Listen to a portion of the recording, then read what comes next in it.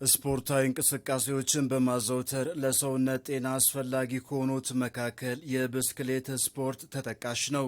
የሐዋሳ ከተማ የኮሪደር ልማትን ለማስተዋወቅ የታሰበው የብስክሌት ፌስቲቫል መዘጋጀቱን የገለጹልን የሲዳማ ክልል ምክትል ኮሚሽነር አቶ ቡዝነት ታቦታ ማህበረሰቡ በንቃት በመውጣት መሳተፍ እንዳለበት በጋዜጣዊ መግለጫ ወቅት መልእክት ያስተላለፉት ህብረተሰባችን ወጥቶ በብስክሌት ሌኑ ላይ ብስክሌቱን እየነዳ በደንብ ማስተዋወቅ አለብን የሚል ነው አንዱና ዋናው።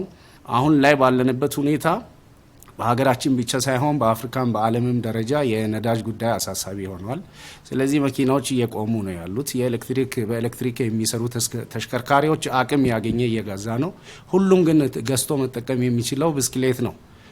ብስክሌት በነፃ እንዲገባ ከቀረጥ ነፃ እንዲገባና ለሁሉም ህብረተሰብ አቅም ያነሰውም ሁሉ ገዝቶ መጠቀም የሚችልበት ተሽከርካሪ ስለሆነ በዚሁ የነዳጅ ችግር ፈጥሮብናል ብለን የተሽከርካሪ ችግር ያጋጠመን እያልን ከስራ ከትምህርት ቤት ከሌላ ነጋዴውም ከንግዱ ወደኋላ ከማለት ይልቅ ብስክሌቱን እየነዳ ጤናውንም እየጠበቀ በዛውም የተሽከርካሪ ችግሩን እየቀረፈ የሚጠቀምበትን ሁኔታ ለመፍጠር ታስቦ የተዘጋጀ ፕሮግራም ስለሆነ ሁሉም ሐዋሳ ከተማ ላይ ያለ ከሐዋሳ ዙሪያ ላይ ወንዶ ገነት፣ ቱላ እስከ ሸበዲኖ ለኩ ይርጋለም አካባቢ ያላችሁ ህብረተሰብ አካላቶቻችን መታችሁ ይህንን ፕሮግራም እንድትሳተፉ ጥሬን አቀርባለሁ። የብስክሌት ፌስቲቫል ውድድር በመጀመሪያ ዙር በአማራ ክልል ባህር ዳር ከተማ መካሄዱን የተናገሩት የፔዳል ኢትዮጵያ ማርኬቲንግና ኮሚኒኬሽን ኃላፊ የሆኑት አቶ ብልልኝ መቆያ የሁለተኛው ዙር በሐዋሳ ከተማ በተሻለ መልኩ ለማካሄድ መዘጋጀታቸውን የጠቆሙት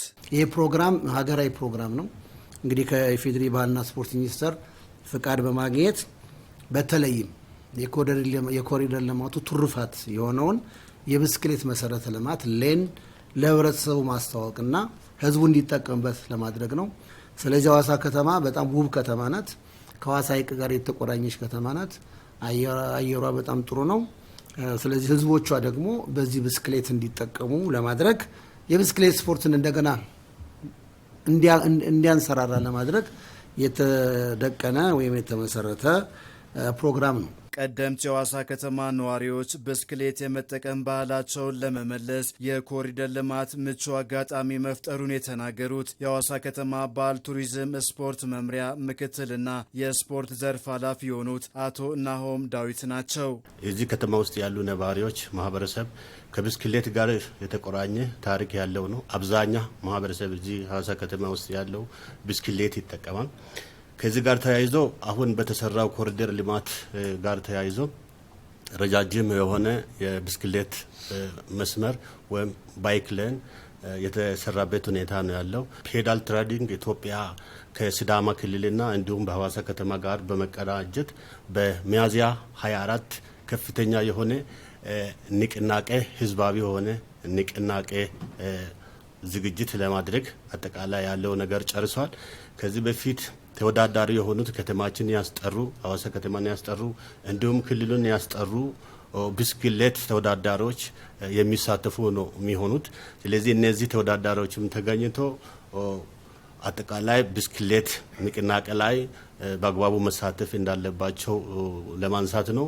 በሲዳማ ክልል ያለውን የብስክሌት ስፖርት የሚያነቃቃ ፌስቲቫል እንደሆነ ያስረዱት የክልሉ ብስክሌት ፌዴሬሽን ፕሬዝዳንት አቶ ንጋቱ ኡታሞ በተለይ ፔዳል ኢትዮጵያ ከክልላችን ጋር የብስክሌት ፌስቲቫል ለማዘጋጀት አቅዶ ሲመጣ እንደ ክልል ፌዴሬሽን የጋራ ተግባቦት ፈጥረን ወደ ስራ ገብተናል።